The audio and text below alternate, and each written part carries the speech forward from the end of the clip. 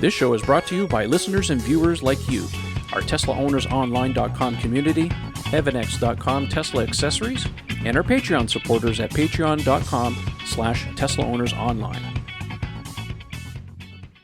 Really? We want this? Oh, yeah, sure. I mean, it's been 2 or 3 weeks since we've done a podcast, so what's new? Is that long? Yeah, I know. Well, vacation stuff happens. Yeah, you had all sorts of fun vacation things going on. I did nothing. I unloaded about 6.5 tons of composite decking the other day. That's about the most exciting thing that's happened to me in the last couple of weeks. Ah, so your project has begun. Eric was just telling me offline that he started his project there with his patio and stuff. So it looks like everybody's doing COVID projects. Oh yeah, it's. I mean, it seems to be like this across North America. Like I had to wait 5 weeks to get my materials. It's insane how that stuff is sold out anywhere you go. Like the guys at Home Depot were telling me, yeah, this is a record year for them. They've never seen anything like it. Because people are stuck at home. So what do? You improve your home. And thank God we're so lucky in my industry, because the number 2 thing it would seem after our home renovations is car renovations, because we're selling wheels like we're breaking every record. It's crazy. And you would think that's kind of a disposable income thing and kind of like a little kind of, it's not really a necessity, but holy cow, we're just going flat out. Well, that's good. It's interesting because a lot of people are renovating their homes when you really can't get large gatherings into your home anyway. Yeah. And then you're getting your cars renovated, but you really can't go many places because a lot of places are closed and they're discouraging travelers. Like New York State, if you're coming in from out of state, a state like Florida, they make you quarantine for 14 days before you can venture off to Central Park. So yeah, it's interesting that those two industries are kind of on the upswing when ideally it doesn't make any sense, but good for them. Well, I think the home thing is because people are stuck at home, so they want to have a nicer home. Like it was like same thing with us. Like we want to be able to sit out in our backyard, and we have this crappy old deck that's rotten now, and we want to something more usable, something prettier. So we're doing that. Yeah. I think for people with the cars, it's a toy thing. It seems to be there's a lot of people that are, because they can't travel, exactly to your point, they're diverting it into other things. And apparently I've talked to people in the recreational vehicle industry, and it's just nuts. Like a friend of mine wanted to buy a Sea-Doo. You can't even order one for the next 2 months. They're gone. The entire province's inventory is wiped out. Boats, the same thing. Motorcycles, same thing. Like name it. I can't even get a bicycle. Yeah, I was just about to say, Eric has been looking for a bicycle. Can't even get one. There you go. Yeah.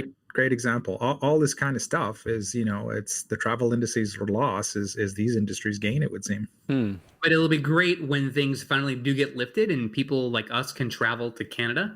We have our cars will look great. Yeah. And we'll be able to host our friends and neighbors, and everyone's going, wow, your house looks great. Your patio looks great. Your living room looks great. You know what I mean? Marvelous. 2021 might be a year of oohs and ahs instead of ow. Oh man, I hope so.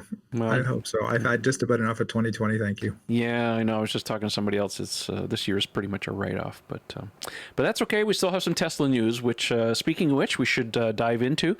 I know we haven't done a podcast in about 3 weeks because vacations happen and time, and everybody needs a little bit of R&R. We're back to the grind now, and we do have some Tesla news to talk about. And we will get to listener and viewer questions. I want to say thank you for everybody who submitted their questions, because we like those. It's one of our favorite parts of the show to do, and we'll get to that a little bit later. So first, the big news that's broken this week, and we're going to dive right into it here. I'm going to bring up the article on Tesla's website. Ta-da! Tesla has announces a 5-to-1 stock split. So Tesla announced today, this was published on August 11th, so a couple days ago, that the board of directors have approved and declared a 5-to-1 Tesla common stock split in the form of a stock dividend to make stock ownership more accessible to employees and investors. Each shareholder of record on August 21st, 2020 will receive a dividend of 4 additional shares for each common stock for each share that they hold, to be distributed after close on the trading day of August 28th, 2020. Trading will then begin on a stock-adjusted basis on August 31st of 2020. So if you hold shares, hold on, I've got to bring this back. Whoop, there we go. Yeah, so for every common share that you have, You get 4 additional shares, but the stock price will be adjusted, so 5-to-1. It's kind of like, I mean, everybody online was saying, well, there's a lot of confusion, like, what's going on with my stock price and stuff? Well, you're basically exchanging a $100 bill for 520s. You still own the same amount of shares at the same value. It's just you get 5 more, but now it's been reduced. So again, this is actually a good move. I think Elon has said many times that he thought that the Tesla stock was too high, and tweeted as such, and of course got into all kinds of trouble for that one. But they also mentioned some time ago that they were talking about doing this at the shareholders meeting, which is being held next month. But lo and behold, well, they're going to do it a little bit early, which is good. So I think it's good for retail investors. You know, when you're talking the shares flirting at $1,500 a share, it gets pretty expensive to get into, right? Try 1650 is what I was seeing today. Well, it did go up something like between 6 and 8%. It went up 8 and it came down to about 6 after hours when they announced this. So, anyways, bottom line is that if you want to get back into the stock game with Tesla, you know, you can do it on a more affordable basis. So I think that's good. You know, by the way, the talk of 420 seems again so long ago. I know. Right? And now we're talking like 1650 a share. Like, it's crazy. Yeah. So good opportunity if you want to get back in. I don't know how the stock is going to fluctuate this going forward. I mean, there's still talk about S&P 500 inclusion, which, I mean, technicalities at this point. I think it's a technicality at this point. But I think, you know, and Eric and I were talking about this offline a little bit earlier, that, you know, for some people, it's still maybe a too volatile stock, but maybe the S&P 500 inclusion would get that to settle down a little bit. Now you're playing with the big boys. You're going to be there with the Amazons and the Googles and the Apples and the big guys. So anyways, keep an eye on that, but good news on that front. The second thing I want to talk about this week, which is kind of breaking, it popped up on the internet and kind of dissipated, but one of the Twitter followers that I follow, Marco RP, had announced, and I'm going to bring up a photo here for those of you who's watching on YouTube. Haha, this, my friends, is a CCS to Tesla adapter, and this was spotted in South Korea. Now, we all know that Tesla makes a CHAdeMO adapter, and they also make a CCS adapter for S's and X's in Europe, and it's a tiny little thing, sells for a couple $100. And everybody here in North America has been begging for a CCS adapter for like the longest time. CHAdeMO's on its way out anyways. And lo and behold, we see this adapter. Now, half the people on the internet kind of went, okay, so whatever, they got one in Europe.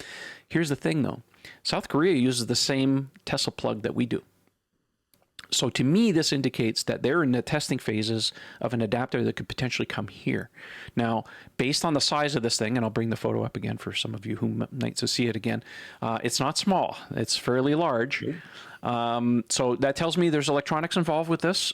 So I would suspect the price of this thing will be in CHAdeMO adapter type territory. I think it's like $4.99 US or something like that. Someone did grab a screenshot of the car charging, showing 57 kilowatts at 52% SOC. I think this bodes well. I think a lot of people were saying, well, unless I get 150 kilowatts out of it, I'm not really interested. But the thing is that they're at 52 SOC, 52% SOC, and they're getting 57 kilowatts. I never saw more than about 36, 38 on my CHAdeMO adapter, which is rated at 50. So it's already beating the CHAdeMO adapter. So we don't know the specs of it yet, but if it can hit 100, we're golden. I think 100 is certainly attainable on something like that, and would go a long way. Yeah, okay, it's not going to be, you know, well, what's the CCS standard right now? I think most public chargers are maxing at about 150 kilowatt anyway. So, you know, if you get 100, I think that's good.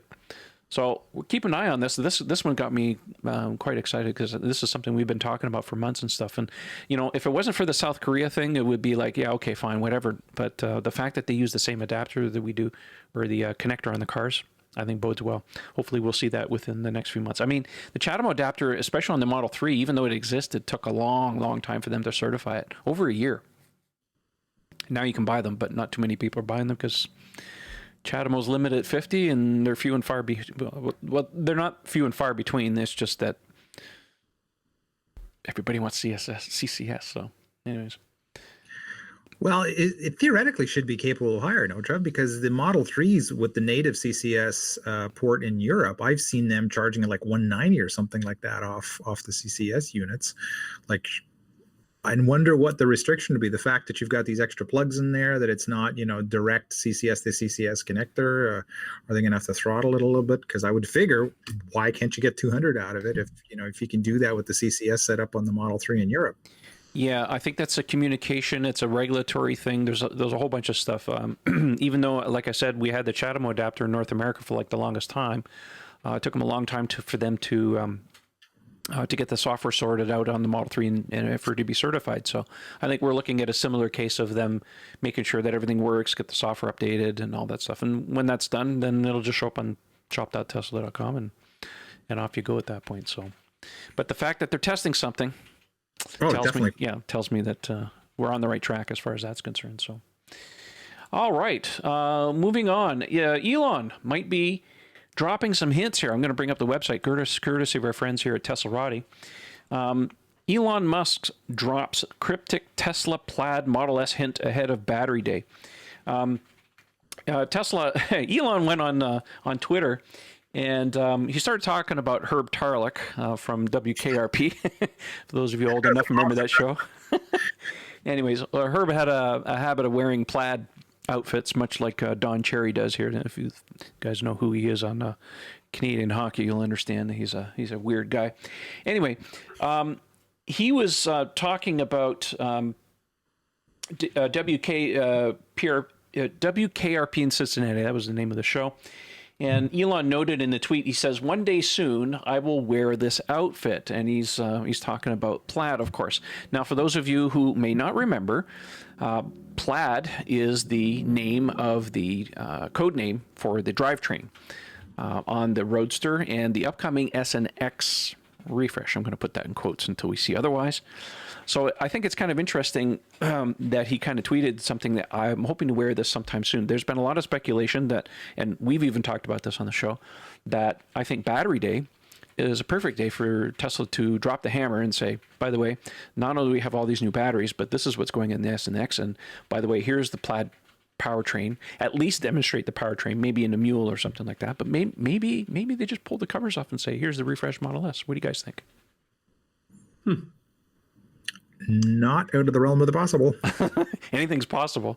So, anything with Elon and Tesla is possible. I would think that they wouldn't want to take away from some of the major announcements we think are going to be forthcoming on Battery Day.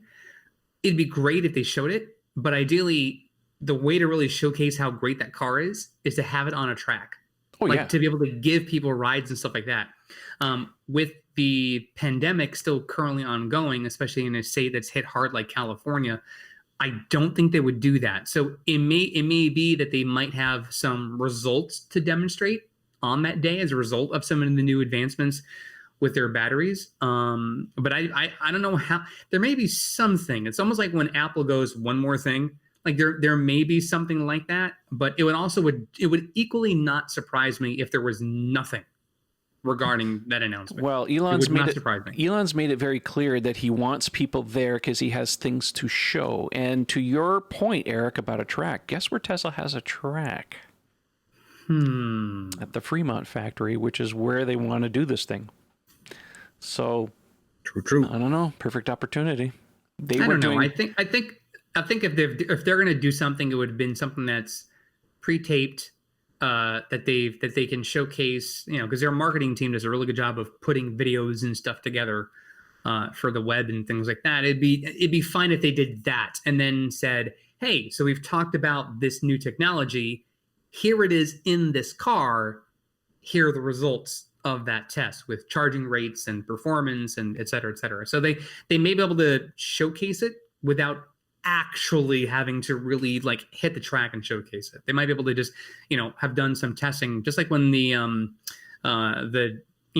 GA cars are basically ready to go. Like when they're ready for production, that's when they were, seeing them on the roads a lot. So I don't know. We'll see. Yeah, we'll see. My personal opinion is, like I said, I think it's a perfect opportunity to be able to drop the hammer at the same time because, they're not going to have an opportunity to do any kind of new reveal or a public event between essentially now and the end of the year anyways. They don't, they're done introducing new cars as far as they're concerned. So it could be a low-key affair. But again, he wants to do it in person. So obviously there's something's going down. Aside from seeing the battery cells that, that they're going to be making and stuff, that's part of the Dog and Pony Show at their facility just around the corner there on, what the heck is the name of that street there? Oh, I forget now. Cato Drive. Thank you very much. So a low-key affair. Loki and Thor dropped a hammer. The conspiracy theories have started. Nice. All right. Well, we'll be keeping an eye on this one. We'll know more in just a few short weeks. And so I would really like to see a refreshed Model S and X. I did a video yesterday, and you'll understand why. Anyways, moving on. But I'm more interested in an interior refresh than I am exterior performance. Like all that's great, but it already, and we'll get to this topic a little bit later, but how the S performs relative to the 3 X and Y. But I mean, it's just interesting. The interior has been just a stale interior for so long. It's a great interior, don't get me wrong, but it's been the same thing for a long time. And I know that with Model Y now in production, and seeing that they sort of took the DNA of the Model 3 and just made it a little bit more robust. Why is the S and X taking so long to do a significant refresh? It's interesting. Well, the scuttlebutt going around is that this was scheduled to go into production last year, the refresh, the interior, and it got shelved. So it was Q3? It was Q3 19. That's right. That's right. Exactly. And that obviously did not happen. So anyway, I do believe it will happen. It's just a matter of when. You don't need to be a rocket scientist to see exactly which direction it's taking. Tesla's taking. I mean, you got the Model 3 interior. It's the same thing on the Model Y, and lo and behold, the Cybertruck's getting the same treatment. So that is definitely the future and the direction they want to go. Again, it's just a matter of when. So maybe the timing might be right. All right, let's move on here. Another article courtesy of our friends at Teslarati. It looks like Tesla is expanding the dynamic brake lights to new markets to avoid rear-end collisions. Now, in a software update that Tesla released recently, namely 2020-32.1, they have a safety feature in European cars where it will quickly flash the brake lights when you're traveling over 31 miles per hour, 50 kilometers per hour, and you're forced to slow down very forcefully. So they blink the lights. However, the article goes on a little bit later and say that this functionality will likely not be available in the United States for some time, including Canada. Government regulations here indicate that brake lights are only to be allowed to glow brighter than tail lights to indicate braking. Flashing is currently prohibited. So I think this is a good thing. I mean, the amount of times you're slamming on the brakes, I don't know, but I think it's a good thing. And they're going on to expand this in different markets, though they don't really specify exactly which additional markets they're going out to. But what else here? They're saying here, according to RothLawyer.com, the most common form of injury in a rear-end collision is whiplash, which is caused by violent and sudden movements of the neck and the head. When this occurs, the soft tissues of the neck is damaged and can lead to chronic neck and back pain. Tell me about that. I know all about that stuff. So, additional safety features potentially coming in future cars. So, it's always good to see that. All right. Just a little bit of news, not too much. All right. Last week, I had some fun with my friends at the Throttle House, and we did a sexy race. Kicking myself for not thinking of that one sooner myself. But anyways, my friends Tom and James reached out and said, do you know if there's any Model Ys in the Toronto area? Because we'd like to do a race of all the performance versions of the Teslas. So I helped them organize this and got a bunch of people together. So we went down to a track that has it's an old airstrip where we can do quarter miles very safely. And we raced all 4 of the current Teslas. So we had a Performance Model S, a Performance Model X, my Model 3 Performance, and a Performance Model Y as well. And we didn't really record times quite so much as because we were looking at racing all the current cars. So as you would expect, the winner of the race was consistently the Model S. I think on the Tesla website, it's still rated at 2.3 seconds, 0 to 60. And I'll say that car is hella fast.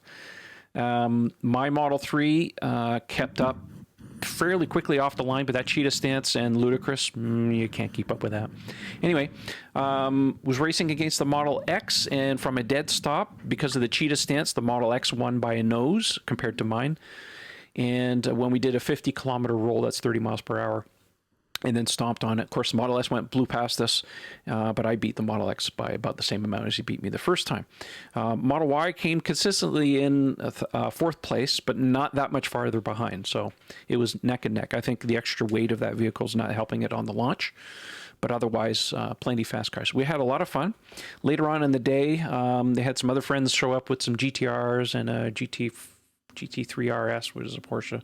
Anyways, the Model S was just, as far as I could tell, eating them for lunch. Even though that the SOC was really starting to get down in the day as we went. So, anyways, a lot of fun. I'll put a link in the video description and the podcast description if you guys want to watch the video that those guys put out. And I did a vlog to show you a little bit of behind the scenes, and we had some fun there. So, any questions? I'd like to ask a question if I can. Yeah, sure.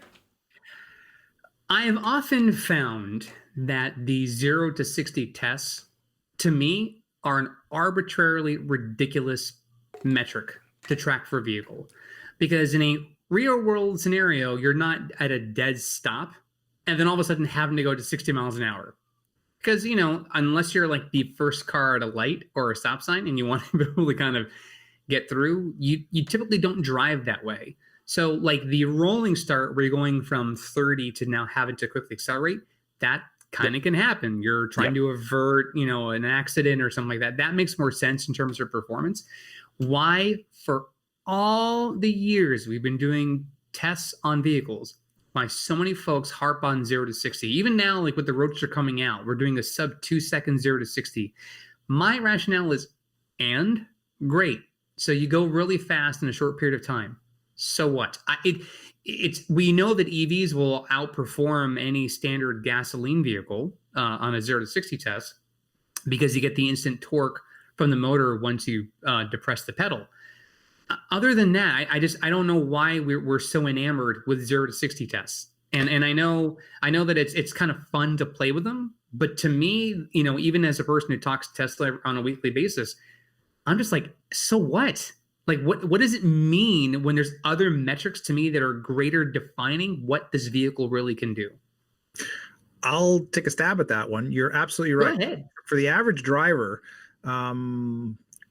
like Car and Driver and Road and Track have these metrics now. They have had for a long time. They do basically, I think it's 30 to 50 and 50 to 70 now are the comparisons. And what's interesting is if you think EVs are quicker and there's, you know, given a same category, like comparing a Model 3 to a standard 3 Series BMW, if you think it's quicker off the line to 60 miles an hour, it absolutely destroys it in these 30 to 50 and 50 to 70. Right. There's no lag. The car doesn't have to downshift. It's not waiting for the engine to react. It's just instantaneous. It's like literally a second and a half, boom, and you've jump that 20 miles an hour.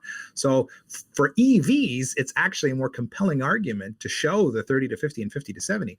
The problem is that's not what's in the public's imagination. You know, basically, since the invention of testing and car magazines and hot rodding since the 1950s, the only numbers that matter to anyone are 0 to 60 and quarter mile.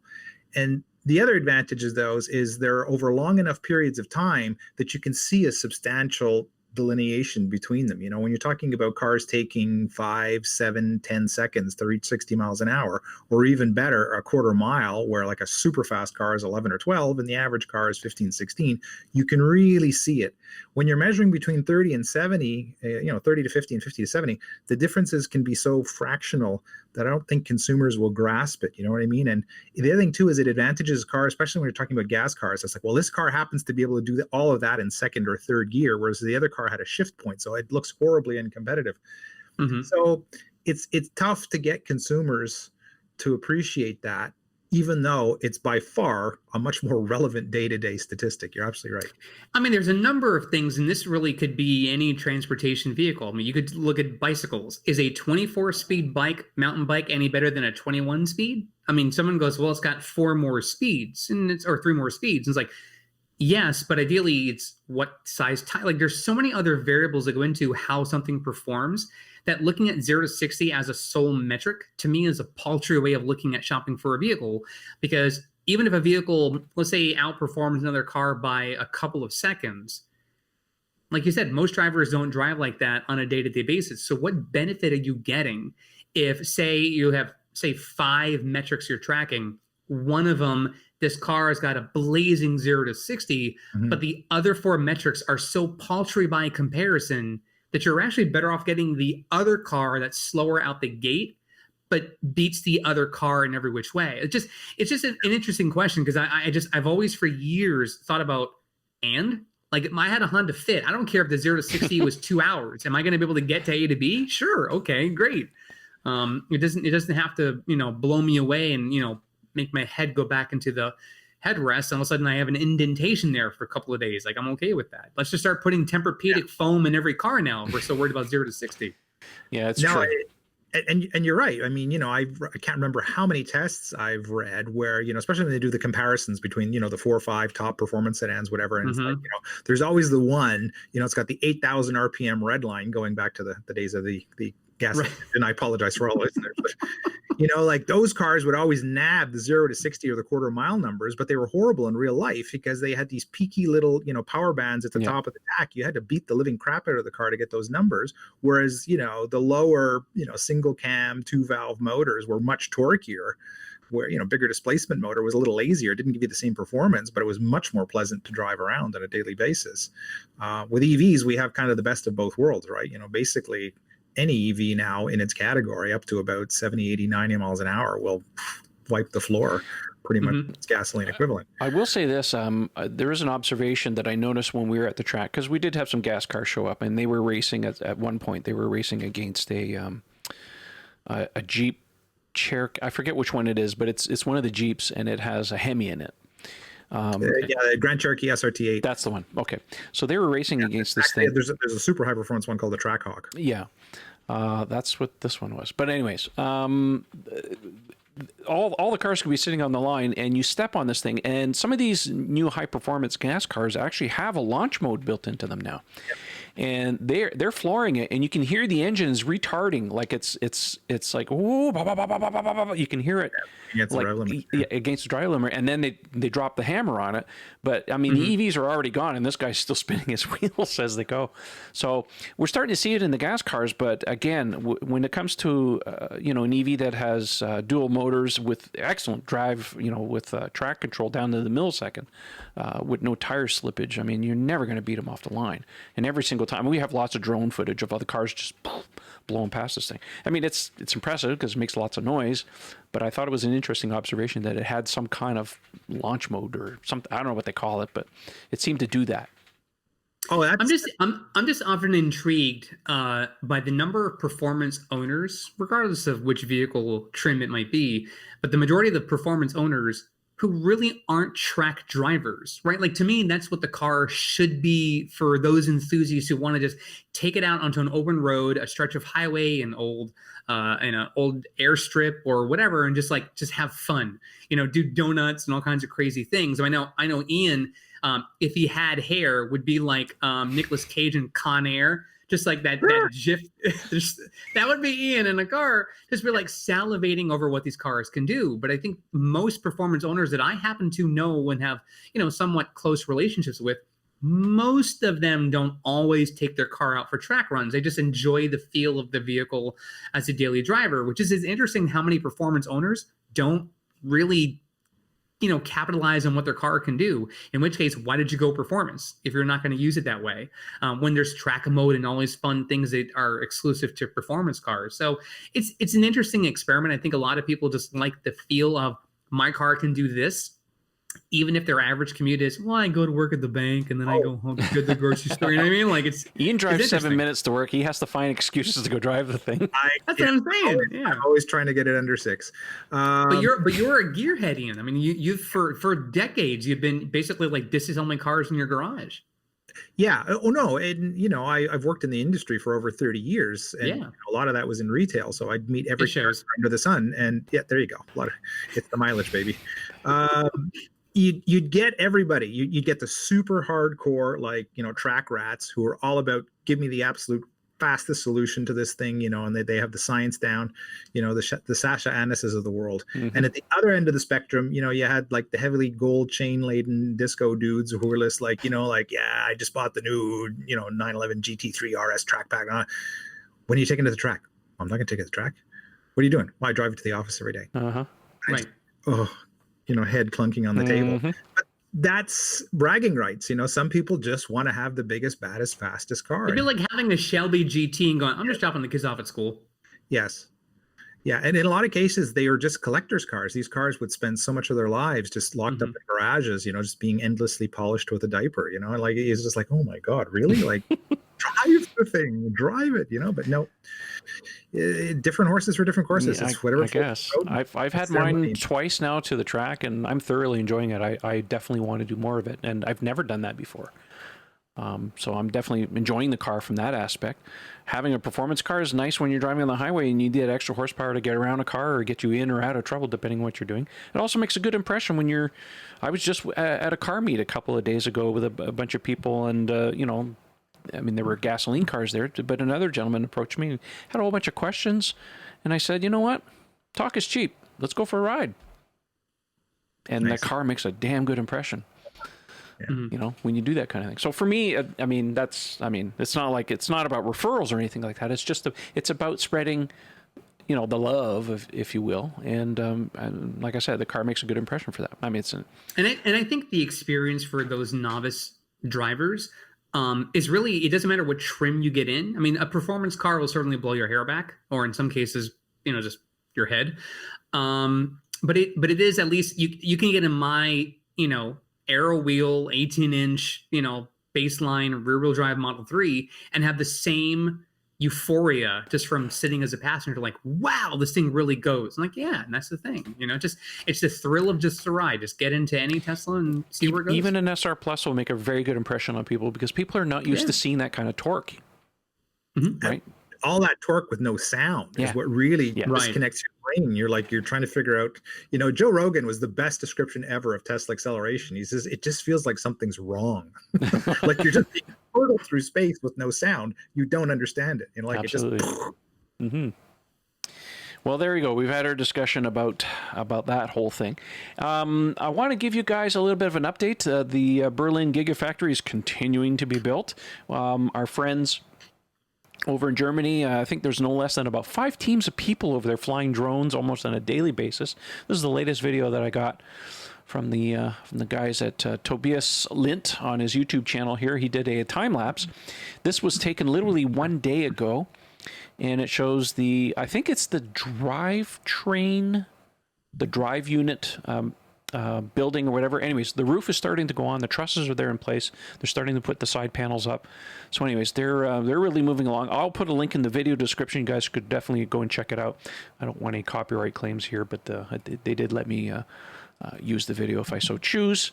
But anyways, go and check it out. It's looking really good. They're really moving along. Unfortunately, I don't have any videos or anything like that of what's going on at the Gigafactory in Austin. But as soon as we start getting drone footage from that, right now they're still clearing the land, so there's no official buildings going up. So once we actually start seeing that, we'll start talking about that a little bit more. But things are moving along very nicely.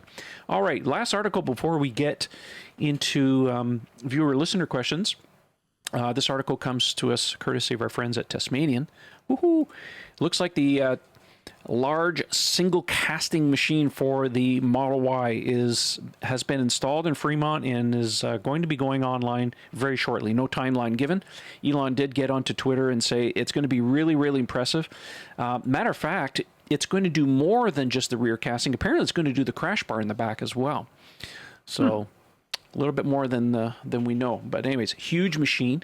By the way, should mention that according to the plans that I saw fairly recently, of course, things are changing a little bit, the Gigafactory in Berlin is going to have 8 of these things. So, yeah. Wow. Yeah. Don't know how many Austin's going to have, but I would surmise probably at least 8 as well. So, big machine. One of the largest casting machines in the world. Ian, I see you stuck an article on here. Clean your radiator and AC condenser. We might as well talk about Ian's. You put out a video, or was it a series of tweets there, buddy? What was that all about?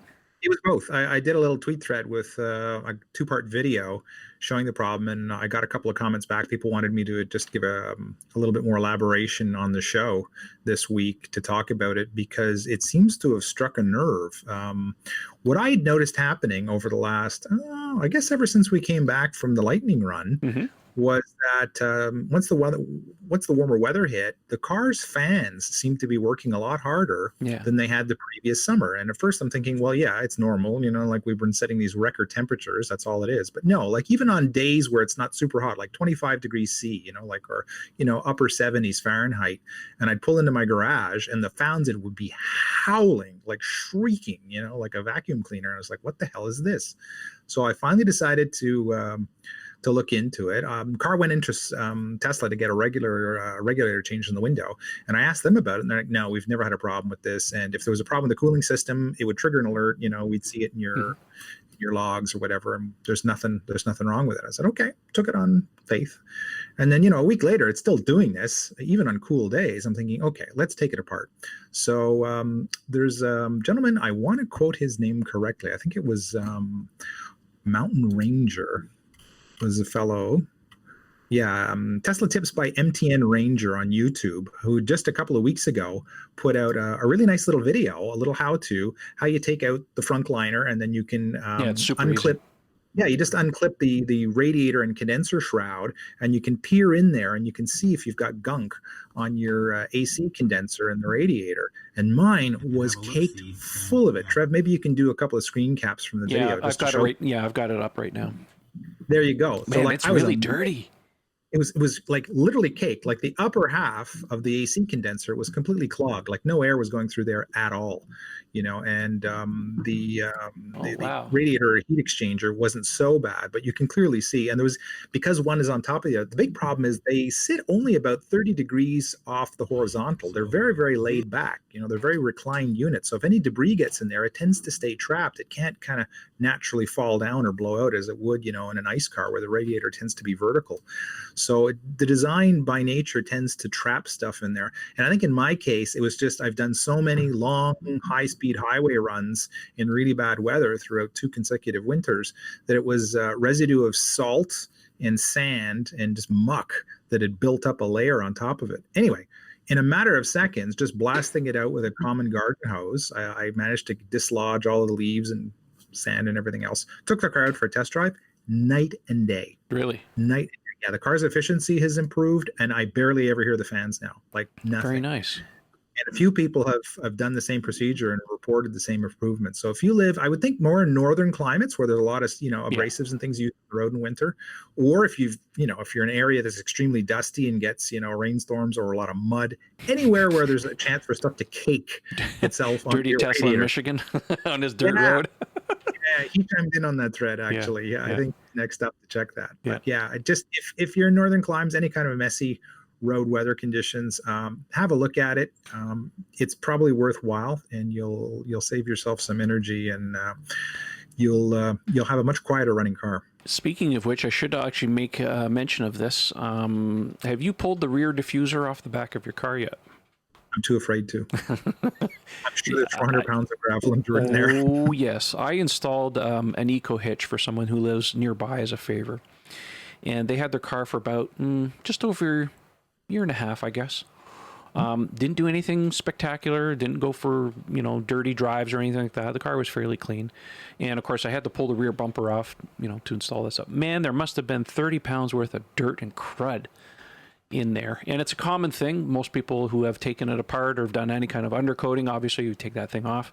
A lot of dirt and debris in there. So yes, if you live in the northern climates, you might want to hose that off, take it off somehow, because you'll be surprised how much extra weight you're dragging around just from that. It's pretty bad. So yeah, I'm going to do it next spring. Probably too early for me to do it now. But yeah, don't be surprised if you see a lot of stuff in there. Well, listen, I mean, in a couple of weeks, I'm starting my deck construction. I need a little backfill, so maybe I'll dump that out and take half a ton from the guy bringing the gravel in, That's funny. Yeah, maybe. Okay. All right. Well, that's what we have for articles at this point. I thought was kind of relevant. There was a bunch of news and stuff, but unless it's late breaking, it's not really worth talking about. So we'll skip some of that stuff. But anyways, we'll take this opportunity. We'll get to some viewers and listener questions. Thank you. I have to say that because we publish the podcast in an audio format, and we also put a YouTube thing out there. So I got to make sure I cover both, right? Because people are like, "What are you talking about viewers for?" Right? I only listen to you in the car. Yeah, we have a YouTube channel. Go subscribe. We put our videos there. All right. Hey, pro tip: you can also watch the video in the car. That's true. Yes. TeslaOwnersOnline.com. Go search for it in your YouTube channel, subscribe to it, and you can watch it in the car. I actually do. I actually watch myself once in a while. Not because of vanity. It's just I'm always looking for the mistakes I made so I can improve Right. later. Sure it is. It's Okay. true. That's true. FineLab has a line of protective coatings that were engineered to protect your Tesla's paint, leather, carpet, plastic, and wheels, effectively blocking all those UV rays and environmental factors before they ever get to ruin your brand new baby. FineLab offers a complete line of car care products and ceramic coatings for both the do-it-yourselfer and professional detailers. Did we mention we also have the world's first self-healing coating? Check us out at finelab.com, that's spelled F-E-Y-N-L-A-B, to see the science behind the self-healing. Check out our product catalog and click Contact Us for a free quote from a certified installer in your area. FineLab and Tesla, we were meant for each other. First question comes from Neil. He says, Niall. It's Niall. See, I have a friend of mine. He spells his name the same way, but he says it's Neil. So all right. Well, we will go with Niall. So Niall will tell you he wrote the pronunciation as part of his name so that you know how to pronounce it. So I'm letting you know. It's all good. I have it here on screen. Anyway, so he says the regen on my 2020 SR Plus massively reduced on firmware 24.6.9, improved slightly with 28.6, but I still use my brakes more than before. Has anyone else reported this issue? Not to my knowledge. I'm kind of wondering, Niall, I don't know. You might want to check this. I don't know if you use Easy Entry or not. Remember, Easy Entry is another driver profile that when you unbuckle, it switches to. A lot of the settings for regen and all that stuff is also stored in a different profile. So there's a possibility when you're flipping between the two that it's either sticking one way or coming back the way you don't expect. We're back. I had a little technical difficulties with my headphones. All right. So yeah, Neil, double check. Or Niall, definitely check those settings. I apologize. All right. Second question comes from Dave Brown. He says, does buying a Model Y make financial sense if I have a used car worth $20,000? Well, I don't know. That's an interesting question where we have approximately 16% of the information needed to make that determination. It's how far do you drive every day? Is your used car paid off? Is your used car paid off? Is it in good condition? Is it waiting for a huge amount of maintenance? Yeah. On the there's a lot of variables there, but 20K is a big chunk of change, still, especially if you a Model Y. Do we know where Dave's from? I mean, in the US, 20K versus what's the list price now in the US, the MSRP on a long range rear wheel drive. I mean, you're talking close to a third or more of the value of the Model Y. When you factor in, you're not really going to have any gas costs, your pennies per mile on the electricity. There's no maintenance afterwards. Do the calculation, figure it out. I mean, it's all a function of what's the payment on the Y minus, or factor that in as your deposit. Figure out what the payment on the Y is going to be, total up what your current cost is. To Eric's point, if you've got a payment, and then, of course, factor in maintenance, because especially if you've got a car that's a few years old, it's out of warranty, you're going to be paying for repairs and brakes and shocks and all the rest of it. That goes up pretty quickly. And it's one of these insidious things that just kind of gets, oh, yeah, we have to pay for this thing. But people don't tabulate that stuff correctly, and it winds up costing you a lot more in the long run than you think. So you have to sit down and run the numbers. But the enjoyment. Well, there's also the part of, do you go with long range? Like, do you wait for the long range model, which would be less expensive than the ones coming out today? Now, your car will depreciate in value until such time, but is your overall savings going to be greater because you're getting a car that maybe is like $12,000 less than what it is today, or $10,000? Any savings in that regard will offset probably whatever losses you have on your $20,000 used car. So it really comes down to the math, as Ian pointed out. And honestly, it does take time. Really think about every expense you have that's just specifically about your car. Right now you can look at gas prices sort of fluctuating, and now they're kind of going up again a little bit. We had a nice downturn in terms of pricing because of COVID, but now people are starting to travel a bit more because they're going back to work, or they're going to travel to, parks and RVs and what have you. And so prices are now going up again. So, average out over the last 6 months, what has gas been? Then figure out what your average commute is, and, kind of go from there. I mean, even if a car sits in your garage and never gets driven, it's losing value. Yeah. So it doesn't matter how much mileage you have on it. It's not going to be worth more because it's got lower mileage 6 months from now. It's still going to be aged a certain number. So unless you have a collection car or something like that, if you have a family sedan or something like that, it's just going to continue losing value. So it's a good question to ask, Dave. It's a lot of questions we get asked all the time from owners, like, do I go with this car? If there's a need for a new car and you're interested in getting an electric vehicle, it almost sort of makes sense. It will pay off for itself in about 3 to 5 years. Mm-hmm. So take it from there. Speaking of which, the scuttlebutt going around on the availability of a long-range Model Y is sometime mid next month is supposedly when production might begin. Mm-hmm. So if anybody who's looking at that, don't have to wait much longer for a car like that. Yeah. And the other thing too, to Ian's point about Dave not showing where you live, it may be where you're at. If it's in the United States, you might live in a state where there's EV incentives, where you might get some credit or some savings there. Or you live in a country, if it's not the US, where there may be local, incentives for that. So take all those into consideration when you're looking at your pricing. Because again, there might be some extra savings that you probably don't know about. I'm kind of wondering if I should add on the form that people fill in, where are you from? Maybe that might help us. It would be important for a lot of these questions. I'll do that for the next show so we know where people are coming from, because we get questions from all over the world, but not everybody tells us exactly where they're coming from. We do appreciate when you tell us, but if you don't, it helps out. All right, next question comes from Seamus. Says, do you guys know of any way when the driver gets out of the car that the passenger can still have the radio and air conditioning on? AC, yes. Yes. So there's 2 options for keeping the climate control on when you exit the vehicle, especially if you have a Model 3 with your phone as your primary key. The 2 things you can do is, 1, you can set dog mode. Number 2, you can also just keep the cabin temperature on. So there's 2 different settings for that. Dog mode's probably the one you're going to want to use. It's hilarious because you'll see on the screen, owners can be right back. Don't be offended. But that's the setting you can use. Now, the third thing you can do, now I don't think a lot of owners know this. So here's the third option. Don't use your phone to unlock your car. Use your key card. Yeah. If you use your key card and exit the vehicle, unless you use the card to lock it again, the car remains unlocked and won't lock automatically. So whatever key you use to unlock the car is what will then lock the car when you exit it. So if your phone unlocks the car, then when you leave the car, your phone's no longer in it. It's going to lock the vehicle. That's your walk away lock. You can also turn that off, but again, the car will still shut off at that point. But if you use your key card, like if you're traveling with your wife in this case, and by the way, he's in Ireland, if you travel with your wife to the store, run errands, whatever it is, and you have your key card, use your key card to unlock the vehicle. That way, if your wife wants to stay behind the car, everything for her remains on. Then when you get home, just make sure if you're going to both leave, just make sure you use the key card or from your phone, use the app to remotely lock your vehicle. That'll help. Good. The other thing, if I'm not mistaken, is if if the driver leaves the vehicle and the car shuts off, the passenger can still tap the screen and everything should come back on.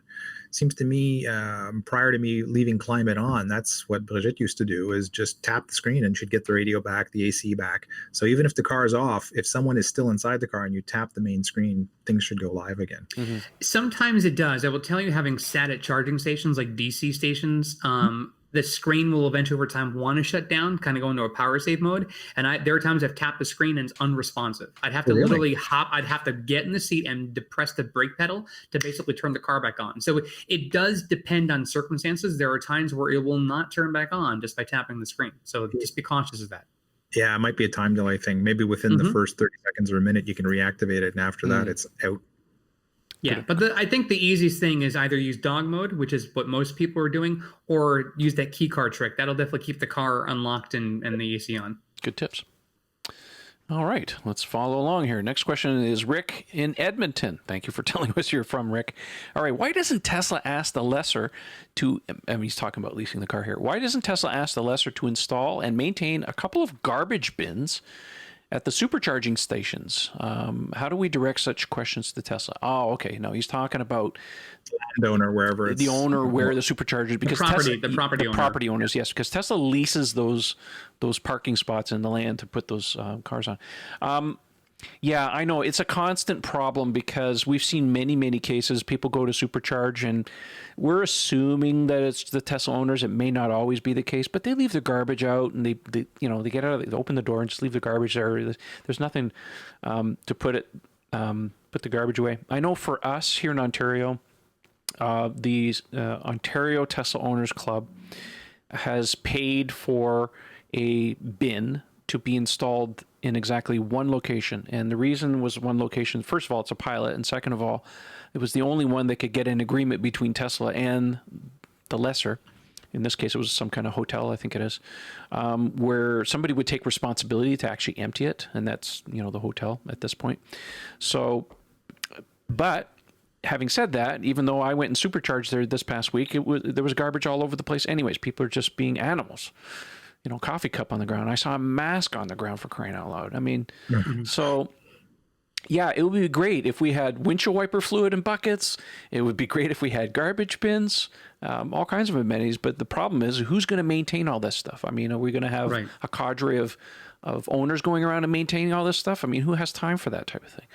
And yeah, but it's one of those things. I think if that's something you're interested in, I would say contact your local Tesla owners club, and there's one in almost every state now, or province for that matter, and talk to them about doing some kind of adopt a supercharger or something like that, and then and see where it leads you. I know in our case, like I said, we only got one installation. They'd like to do more, but it's a fight to try to get everybody to agree who's going to be responsible for it, right? Because otherwise, it's not going to get used properly, or it's not going to be taken care of properly.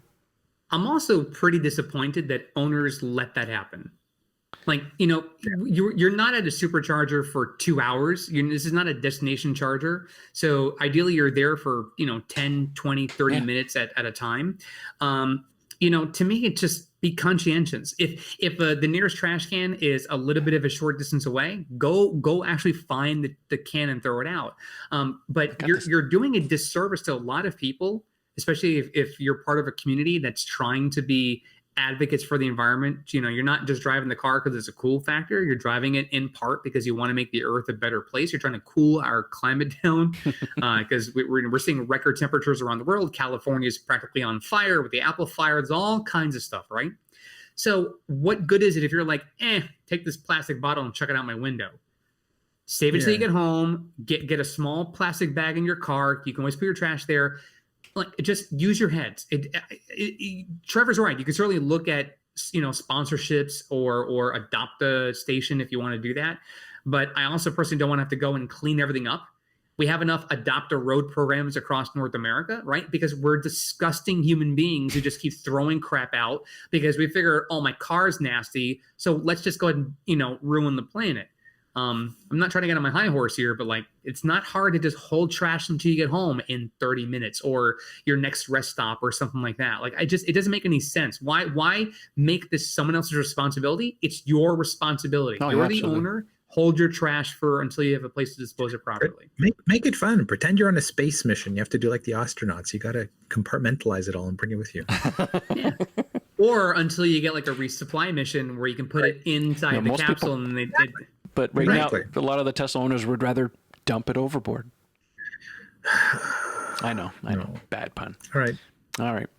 Moving along. Next question comes from Chantel. It says, my car's parked outside. I had 193 events the first night I activated Sentry Mode, but only 5 the next night. Is it possible that Sentry Mode can learn from its environment to determine genuine threats? Well, anything's possible. 193. I'm kind of wondering, did you park? 93. 93. Yeah, 93. I'm kind of wondering if she parked somewhere where there was maybe a lot of traffic because, cars, movement, everything triggers it. So I can give you a good example. Trev, and it blew my mind. I had almost the same thing. It was like between 80 and 90 events when I'd parked at a friend's place in front of their tempo, like one of those just sort of material over the driveway protective covers, to keep the snow off the car's winter. And one of the vinyl flaps on the side of the thing had come, so it was just flapping in the breeze, and it just constantly triggered it. I had like 2 hours of this thing flapping on video on Sentry mode. It was crazy. I think you're what you're leading to there, Ian, is also a good point, which is look at the video. If you're recording on your flash drive, your thumb drive, go back and look at the video and see what's happening. If one camera catches, let's say one of your neighbors, if she lives in an apartment development or something like that, let's say people were kind of passing through unloading and unloading their car for groceries or whatever, or maybe there's tenants are moving in that day and just they're passing by your vehicle. There's a number of things that could have such discrepancies from one to the next day. I know the next question we have from Renee is very similar, which is, she's asking, is Sentry mode known for logging hundreds of events in a non-traffic area? There's so many environmental factors that play into what the cameras catch that triggers an event. It's no different than if you're, to get kind of geeky here, if you're building a website and you're looking at different measurables for tracking data, all of a sudden you could see a spike in numbers where did all of a sudden a high usage rate come in for something? And you're trying to figure out what triggered that, what led to that. Was it all of a sudden a site pushing a link out and that drew a lot of traffic? There's always looking at different data points, and analysts love doing that because we try to figure out the problem when we see the end result. We're trying to go back in time to see what happened. Sentry mode's kind of the same way, which is when all these events are happening, next day you have a very minute number by comparison, and you wonder, did the car learn something? The actual answer is no. It's more just what can the cameras capture? I'm not kidding. I know someone who had shadows. Their cameras kept catching shadows on the ground. So it wasn't an actual object that close, but it was something close enough that the camera said, "Ooh, I detect movement," and it kind of went. So there's a number of things at play, but if you do have video, just if you get a chance, go back and look at when you see a high number of incidents, go back and look at the video, even if it's only for 20, 30 minutes worth of time, see what happens. Maybe that might explain why you're seeing a high rate of incidents on one day and a very low event the next. Also, to go back on the question, could the system be trained to be better? I'm sure it can. It's just like, well, what do you train it against? What do you constitute something you want to record? Like, one person's idea of being valuable is not necessarily the next one. So I think in this case, Tesla's just saying, you know what, any movement, we just record it. Yeah, because you can imagine, let's suppose you lived in a neighborhood that lots of dogs and cats running around, and that was triggering it all the time. Well, if one of them jumped on the hood of my car, I would want to know. Yeah. Fido down, or Fido's owner more precisely. Yeah. But I mean, that's one of those things that, you'd think, well, maybe we'd have to train it out. But I mean, the flapping of, anything in the breeze, like a tree branch, or like what I described, like this panel off of this vinyl flap thing. There's so many things. I mean, you talk about edge cases in the road for training autopilot. Can you imagine the edge cases for stuff that triggers Sentry mode? That'd be a tough one. Yeah. Mm-hmm. All right, let's see here. What do we got here? Next question comes from Bill. Bill, he says, if I purchase a Tesla in Windsor, Ontario, where do I go for service? Well, Bill, you have two choices. One of them, Tesla's putting a lot of focus on mobile service. So unless your car needs something major done, mobile service will come to you. You're certainly within that area that they would come in and take care of you. Otherwise, your closest service station in Canada will be Kitchener, Ontario. If that doesn't work for you, then you would have to go to Oakville. Right now, there's nothing close to you directly. I don't think there's one in London, but I could be wrong. I believe the closest one is Kitchener, Ontario. For those of us geographically disinclined, roughly how far is Kitchener from where he is in Windsor? In Windsor. Oh, that's a couple-hour drive. Okay. Yeah, it's a long stretch. If you look at the map, at Windsor to civilization, other than Detroit on the other side, is quite a ways. Yeah, and he loves Windsor, by the way. He's not dangry. He's not being not no, nice. It's just kind of no man's land. Like you're right there, right beside Detroit, across the bridge, and then there's nothing until you get to London, and then the next one's Kitchener and stuff. So yeah, it's a fairly long stretch to to travel. But anyways, don't worry about it, Bill. Tesla has you covered on the mobile service aspect of things. And trust me, when you experience mobile service, you'll love it. You'll never want to go back to anything else. So. It's wonderful. Yeah. All right. Let's see here where we are with questions. Couple left. Yeah. Okay. Very good. We got Dr. Oscar, who wants Oscar. to know, is FSD transferable from one Tesla vehicle to another for the same owner? The answer is no. We get this question quite a bit. FSD is a bit of a confusing thing because of the fact that you can purchase it after the fact and not have to bring in your car for a retrofit or anything like that, because it's just software. It's software as a service. The thing is, and I know a lot of people want this, is for it to be transferable, because let's say, well, let's face it, most of the promises of FSD are not even here yet. So a lot of people say, well, maybe I'll sell my Tesla now. I go buy, these flies are flying around. They're driving me crazy. Sorry. I was going to say, you've had a lot of them on your camera. Oh my gosh. I don't know where the hell they came from. Anyway, yeah, so my point is like I buy a Tesla now, I buy FSD on it. It's still not there. By the time I sell the car, if they're still not there, I have to pay for it again if I get another car. So a lot of people want it to be transferable. I get that. But unfortunately, it's a feature of the car. So when you buy it, it's stuck to the car, not to the owner. So it's not transferable. A way to think about it is we're so used to, like with mobile devices. If I buy an app for my Android or Apple device, what likely happens is if I go get a new upgrade, I just go to my account in the store. I can download the app again because I've already paid for it. Well, your car is different. So even though it's a software, it is still a feature of the car, not of the account holder. That's true. So anything you buy, if you were to change the wheels, if you do any modifications you make to your car when you're customizing it in the configurator, or if after delivery you do aftermarket modifications, they're on the car. You can't just go, hey, you know what? I want those tires taken back and off my account. They're on the car.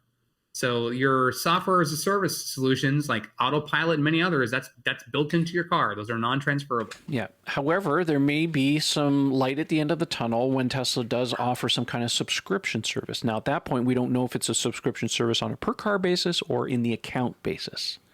So it remains to be seen. But when they do deliver that, and they said that they will, maybe they'll change their policies. But for right now, yeah, if you buy it, it's tied to the car. And just so we're clear, when you sell the car privately, the FSD will go with it. The new owner does get the FSD. Yep. However, if you trade the car in through Tesla, it would seem their new policy is they deactivate a lot of these features, and then the new owner buying the car has to buy them again. So of course. Why not? Why? Hey, why would you give away free money? Of course. Right. What Tesla giveth, Tesla will taketh. It's software. They can just uninstall. Yeah, exactly. All right, you guys got a little bit of a sneak preview. The last question comes from Manny in Australia. Thank you, Manny. Why doesn't Tesla offer a professional sports track package for Model 3 Performance with trim with wheels, brakes, suspension, and other power options instead of just deferring to the aftermarket options? Well, Manny, I don't know if you're aware of this, but Tesla does offer a track package for the Performance Model 3, which is a combination of better brake fluid, some brake pads, and the zero-G wheels with Sport Pilot, Sport S or the Cup? Pilot Sport Cup. Oh, the Cup, the even better tires. Yep. So there is that package. Now, as far as other things that Tesla could offer, yeah, I'm sure they could. It's just like, what kind of resources does Tesla have? I will say that there are some great companies out there, aftermarket, that you can get some really great performance stuff. Unplug Performance and Mountain Pass Performance are a couple of companies that come to mind. Both sponsors of ours. Thank you very much, guys. Appreciate it.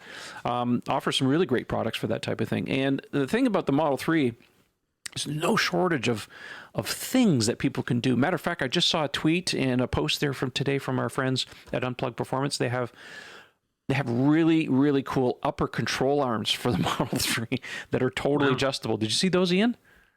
I drool over them every time I go to the site. I so badly want those. Yes, I know. A lot of people are ogling over those because it seems that we're still seeing failures on the upper control arms, the front upper control arms on I've had mine changed. Yeah, the joints start to get a little yeah, squeaky. I'm not looking forward to that.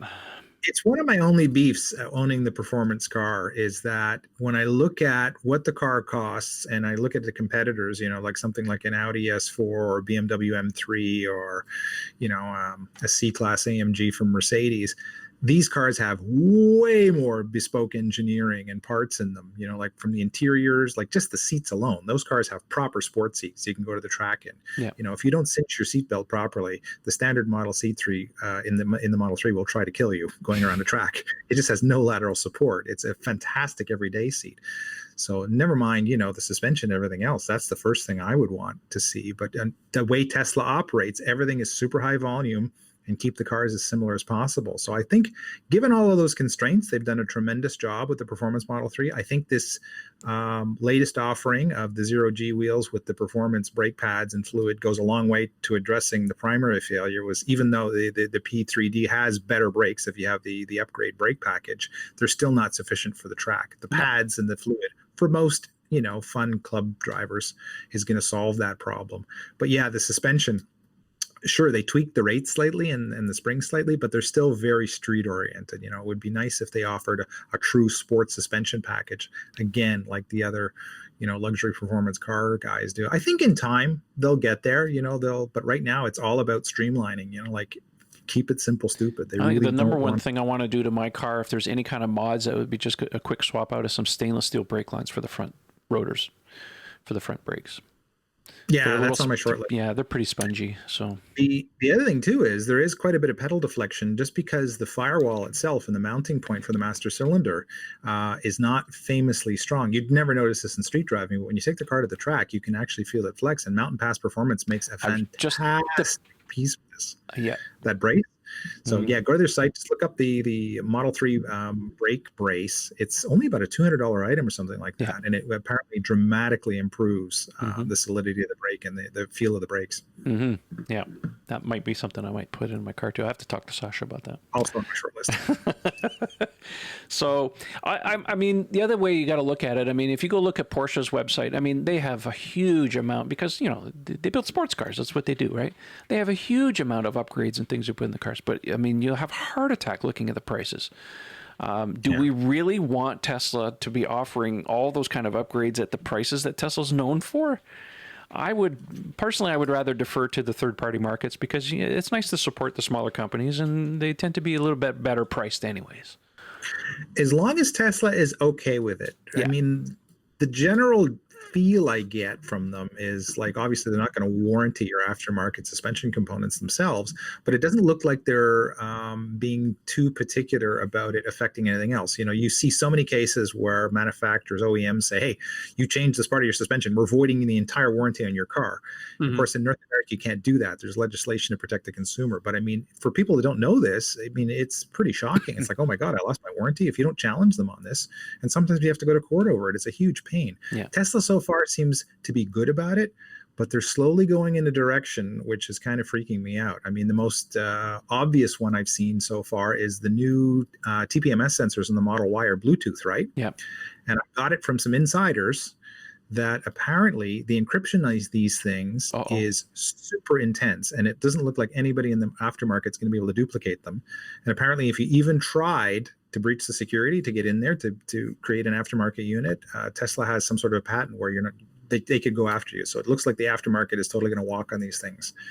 So if that's the way of the future, it looks like they might be trying to close things down. I hope that's an isolated case. I don't think that speaks to a larger program, but I really hope they keep an open mind, because the one thing I can tell you working in the aftermarket is the companies who get long-term success and loyalty from the owners are the ones that are accepting and work with the aftermarket. You know, I think in the US, the big three have been fantastic at that. You look at Ford, GM, Chrysler over the years, the reason, especially with their trucks, they've had such incredible customer loyalty is because they work hand in hand with the aftermarkets. They give prototype vehicles to the aftermarket companies so they can build bed liners and the tubes and, you know, all the stuff to work with the trucks.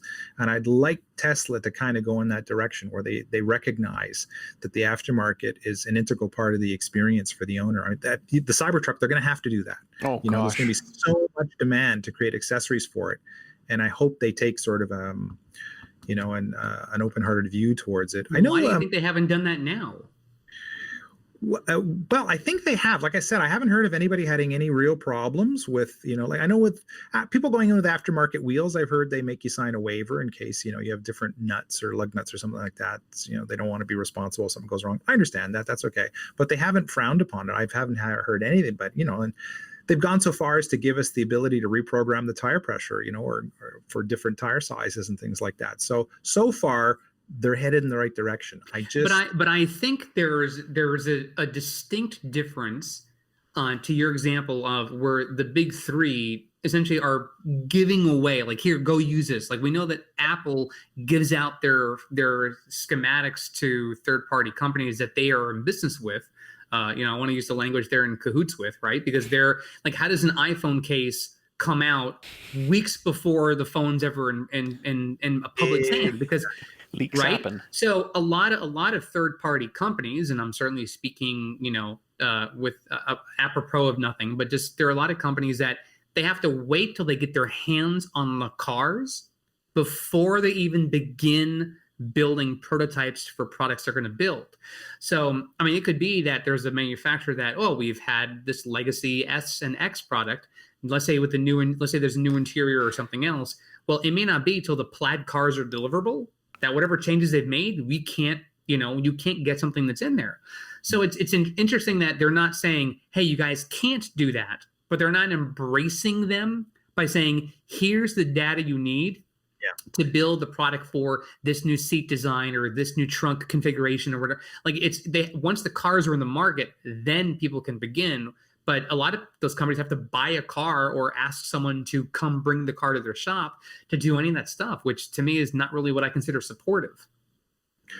Right. Well, as long as Tesla is kind of stuck in this need to expand dramatically on creating volume and not, uniqueness, I think going the way of the German companies where you have like 67 paint colors, and 102 choices of the stitching for the seats, like that would be suicidal at this stage. They need to put rubber on the road, man. So I totally understand this. Here's your 3 choices, knock yourself out. But, embracing the aftermarket goes a long way towards satisfying, requests like Manny's to get the car to do what you want it to do, I mean, they give obviously enough cars for crash tests. They give Sandy Munro gets cars to basically disassemble piece by piece, bolt by bolt. He has to buy them, actually. Though. No, I know, right. But I mean, to me, it's like the good press that can come from something like that, from that teardown. It almost makes sense. Like, just, you're going to crash test these anyway. Why not just give him a car that he can then use? Or so there to me, maybe you're right. I mean, I think right now, because of how many cars they have on the road, there's enough of them. Like, you're not so new to the game that you can't give a couple away to people that could benefit or companies that could benefit. But like I said, they're certainly not saying no, you can't do that. But I think if you really want to help the aftermarket community, if you really want to support owners at large who do want these modifications, help the companies that have been long-standing by maybe just going, hey, we're not going to give you a car, but here are the measurements for 1, 2, 3, 4, 5. Get that alone, I think, would go a long way to, as the vehicles are launching into production, especially when they know what the final numbers are. Now you can start building products that hopefully coincide with the launches so that people can start placing orders and get things in while the cars are being delivered. I truly believe, and I really hope that they take that to heart for the Cybertruck, because there's a huge market. I mean, it's one thing to have a sedan, but when you have something like that, especially in North America, that loves pickup trucks. They're still tweaking it. Tesla has, I think Elon and Tesla recently had come out with a story that they are looking to still fine tune the vehicle. So even the Cybertruck's not done yet. And, I think once they finally get their thumbs up and it's good to go, why not start giving some companies the opportunity to, start doing CAD designs for the wraps and all these different things. Like, let's get a jump start on that stuff when we can. Well, to me, I'll just leave it on this final thought, is that I'd love to see Tesla sort of develop a partnership with some aftermarket companies that, to your point, Eric, who've got a track record of making really good quality proven stuff. And there's a good history of this, and it works really well. Look at Mercedes with AMG. Before they bought out AMG and it became a wholly owned subsidiary, that was an independent tuning company. But it had Mercedes' blessing, like they were okay with it. They worked with them. For BMW, it was Alpina. You have a history of these tuning companies, Abarth with Fiat, that eventually with the idea that they'd merge, at some point. But I could see Tesla doing something like that, where because they don't have the resources currently and it's not really part of their core agenda, but work with an aftermarket company to satisfy those owners who want a more bespoke car. That would be the way in for now, and it would give them that one little extra bit of cachet that they're missing. Well, especially when Elon recently on Twitter had, or I think in the last calendar year, had liked some posts where, people who've done body wraps and other different modifications, that he's retweeted or liked the images so much so they're like, yeah, look how great that is. And maybe even incorporate that in some of their future designs that they're going to be using. So obviously the aftermarket space has been very productive in helping Tesla think about things that they might not have otherwise thought about, because all of a sudden now owners go, well, look what I've done. And maybe that even encourages Tesla to increase their shop merchandise, where they're adding in lowering springs or other things that maybe owners could look to. They go, hey, I don't want to go third party. If I buy it from Tesla, I know it's under warranty. I know it's going to be covered. It could be, I can take it to a service center. They can install it. So, there's a number of different things that can, materialize from all of this. But like I said, I think the least they could do is at least give some figures away for very common products that can easily be turned around in a very short time for production. Absolutely. All good news on every front. Well, I think that's pretty much the last of the questions for tonight, right, boys? Yes, sir. Well, there we go. Well, that basically means it's the end of the show. That's how these things work out. It's been a long time, so I'm glad we could at least bring some good news to the audience today. Well, we appreciate all of our listeners and viewers, so make sure you sign up. Hey, by the way, I should mention, if you do like the show and you're listening to it on the podcast, whatever, go to iTunes, give us a good rating, leave us some feedback, whatever. We like to hear back from that. I mean, I haven't checked it in a while, but I'm sure people still appreciate it. So yeah, it helps the rankings, helps the algorithm go up. Subscribe to the YouTube channel as well. That helps the channel grow. The more eyeballs and the more ears that we get, the bigger this thing will get, and we can do even bigger and better things. So with that, guys, where can people have a chat with you if they want to? Eric, why don't you go first?